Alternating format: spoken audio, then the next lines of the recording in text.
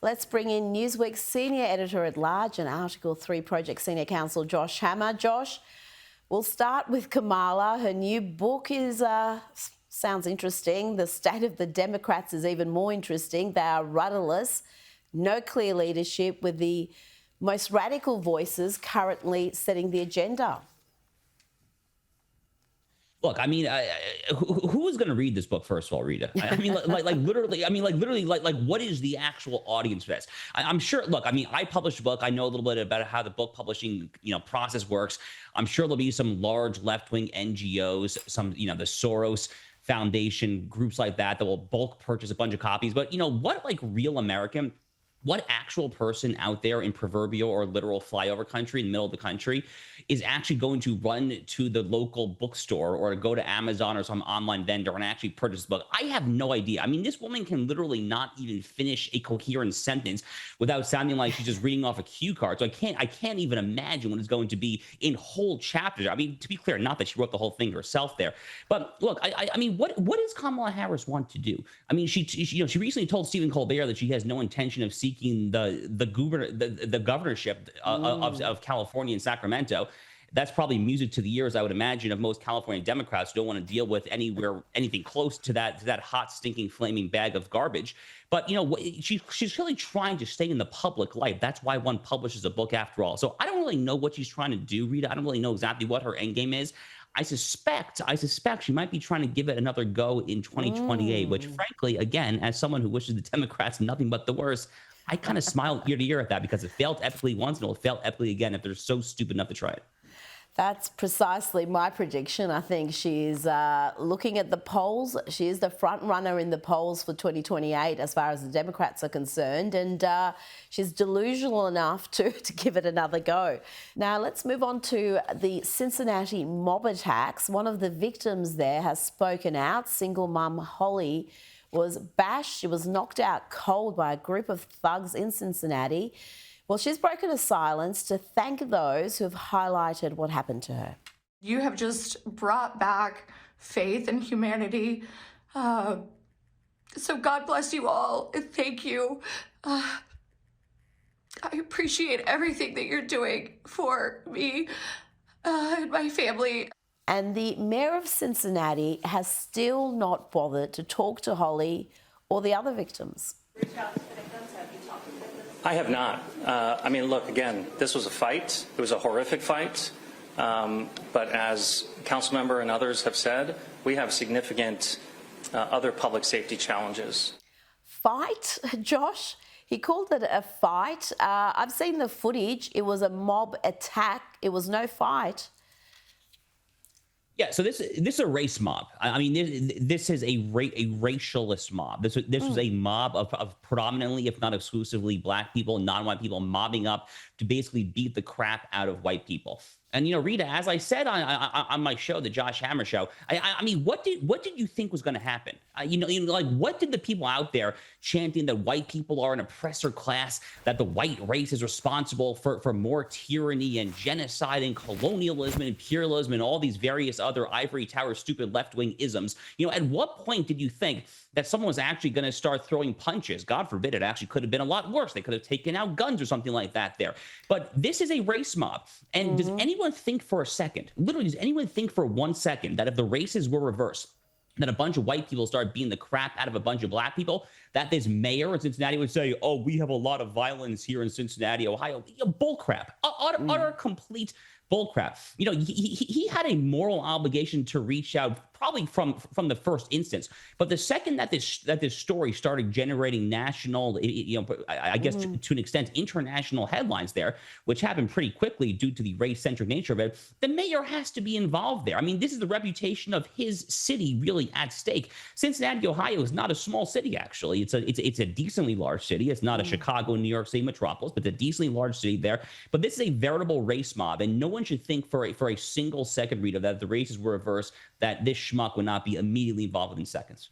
Absolutely. And the police chief there seems as hopeless as the mayor. She suggested late last week that there was another side to this viral footage, and she admonished the media for publicising it.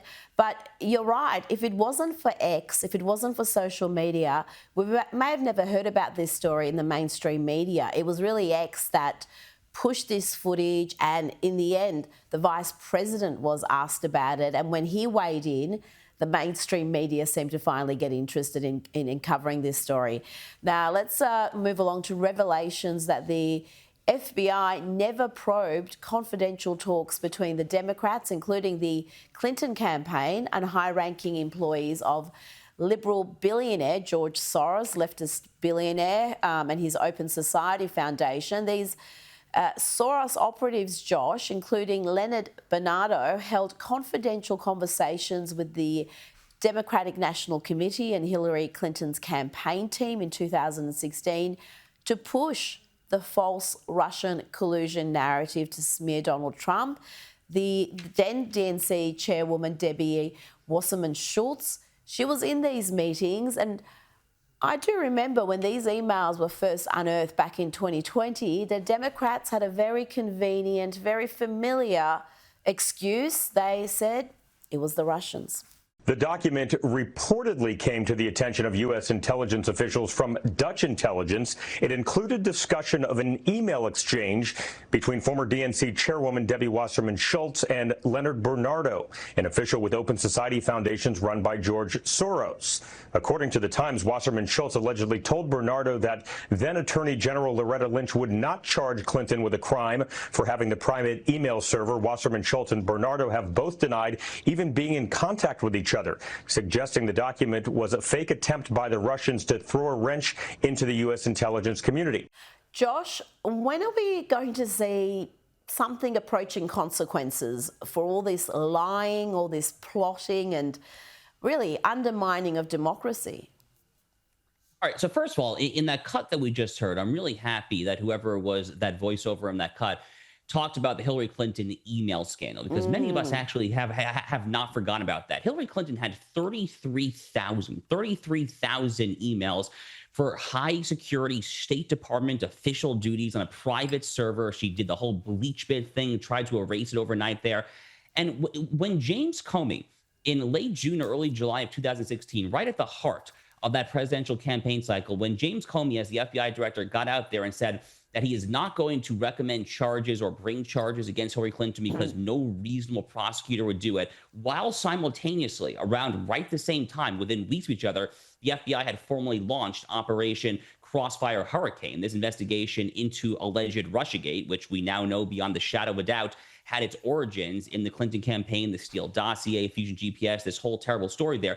So when James Comey did those two things within a few weeks of each other, that was the original sin, I would say, of America's current two-tier system of justice, the way that it's played out. I really do trace it all back to the summer of 2016. So I would love to see James Comey, obviously John Brennan, be held accountable. I would love to be able to tell the audience that these guys are going to get perp walks and mug shots, similar to Donald Trump down in Fonnie Willis, Fulton County, Georgia. I mean, that seems like a long time ago, frankly, doesn't it? Unfortunately, Rita, I'm a little too sober at this point there. I do think that there is a real chance of a possible perjury charge against Brennan, maybe even Hillary Clinton, too. Hillary Clinton has had a recent congressional testimony within the 5-year statute of limitations that seems to go pretty strongly against these recent Tulsi Gabbard, John Ratcliffe revelations pertaining to Russiagate there. So I think some perjury charges are definitely within the realm of possibility there. But I hate to be the bearer of bad news. I would not get our hopes up to see Barack Obama do a mugshot perp walk type thing. Well, former CIA Director John Brennan, he's been back on MSNBC, and here he, with a straight face, tells a nodding Democrat operative that he is completely apolitical. It's particularly important for people who I think are nonpartisan or apolitical like me. I'm not a registered Democrat or Republican. I eschew politics, quite frankly. Well, there you go, Josh. He's not a registered Democrat or Republican. Nothing to see here. What's your response to that? Yes, I mean, speaking of people that I would love to see in handcuffs with a mugshot, right? I mean, looking at him right there, John Brennan. I mean, Look, if there is one person who I think should be the lowest of all low-hanging fruits of the entire Russiagate hoax, other than arguably Hillary Clinton herself, I mean, you're looking at John Brennan right there. And we recently saw in these wonderful declassifications that we've seen from Tulsi Gabbard, the DNI director of national intelligence, as well as John Ratcliffe, the CIA director. Among these recent declassifications is a 2020 majority report from then Congressman Devin Nunes on the House Permanent Select Committee for Intelligence. And within these recently declassified documents from this 2020 House report, we see this amazing exchange, this incredible exchange leading up to the infamous January 6, 2017 intelligence community assessment. In other words, this deep state intelligence memo that John Brennan personally orchestrated. That man we just saw there, he tasked 5 of his senior CIA analysts, his most trustworthy guys there, to rush this memo out the door before Donald Trump put his hand in the Bible, took the oath of office. And one person there, a senior veteran, maybe I think multiple veteran CIA officers, said that John Brennan said, "Are you sure you want to do this there? This whole Steele dossier thing there, it doesn't look very reliable there." And John Brennan's response, Rita, John Brennan's response was, "But doesn't it ring true?" And you know, those words right there, doesn't it ring true? If you had to sum up why the American people are in a bipartisan, across the political spectrum, fit a populist fervor, this deep anti-establishment burnout sentiment, I would say, doesn't it ring true from freaking John Brennan really encapsulates all of that. His complicity in so much of what has happened over the last 6 years is astonishing. Well, longer than that.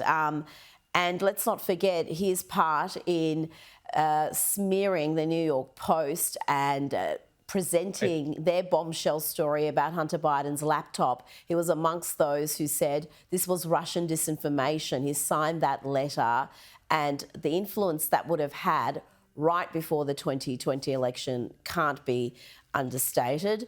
Now, let's hear from Director of National Intelligence, Tulsi Gabbard, who confirms here that there are still deep state intel agents at the CEI who are doing what they can to undermine the president. There are people within the intelligence community who believe that their will is more important than the will of the American people.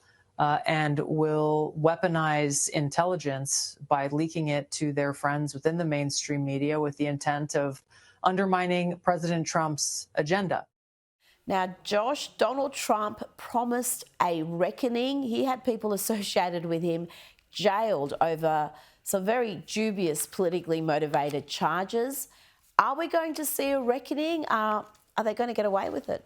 So, I mean, there's a difference here, Rita, between me saying what I want to happen versus me putting on my legal hat as a lawyer and trying to kind of predict what will actually happen here. First of all, you know, on Tulsi's comments right there about how there are still hostile, subversive deep state actors, of course. I mean, least surprising comments ever. I mean, there is zero shred of doubt in my mind that these swamp monsters, you know, proliferate, frankly, throughout all the various organs of the intelligence community, the CIA, the FBI, NSA. So I have no doubt about that really whatsoever there. As far as seeking justice, here is what I will say. I do think that there are serious chances of getting John Brennan, James Comey, and or Hillary Clinton on perjury charges. Perjury under federal law has a 5-year statute of limitations, and all 3 of them, based on what I've seen, you could very plausibly argue they perjured themselves before Congress within the past 5 years. I think especially John Brennan. That might be the easiest case for Pam Bondi and her Russiagate strike force that she's calling it. That might be the easiest case for them to go after there. But a lot of these other crimes, let's recall, go back to 2016, 2017. And most of the crimes that I hear people talking about have either a 5 or a 7-year statute of limitations. So that does raise, Rita, the interesting possibility that maybe you want to go kind of pull an Alvin Bragg in reverse and try to, shall I say, creatively begin the tolling of statute of limitations, a la how Alvin Bragg tried to do the very same thing to Donald Trump, actually how he successfully did the same thing to Donald Trump in that outrageous Stormy Daniels, Michael Cohen, New York State fraudulent bookkeeping, hush money, the most Stalinist prosecution, frankly, of my entire adult lifetime. So I mean, that's a very interesting conversation. Should the right engage in some similar tactics there? Honestly, my inclination is actually, if it's remotely plausible, probably yes, because I have long been of the opinion that when it comes to this this lawfare that the Democrats started with Merrick Garland and Jack Smith, I do think that short-term escalation is necessary to throw some punches back in the service of a mid to long-term truce. I don't know if that's going to happen there, so I'm just kind of tempering expectations. I think that perjury charges for Brennan, Comey, and/or Hillary might be the best that we can probably reasonably hope for. I think you're 100% right there. That lawfare that the Democrats started, if the Republicans don't hit back, it really doesn't provide any sort of an incentive for the Democrats not to do that again when they're in power. This is the only way you're going to be restoring some sanity and standards and not having these agencies completely politicised and weaponised to go after political opponents. Josh Hammer, thank you so much again for your time tonight.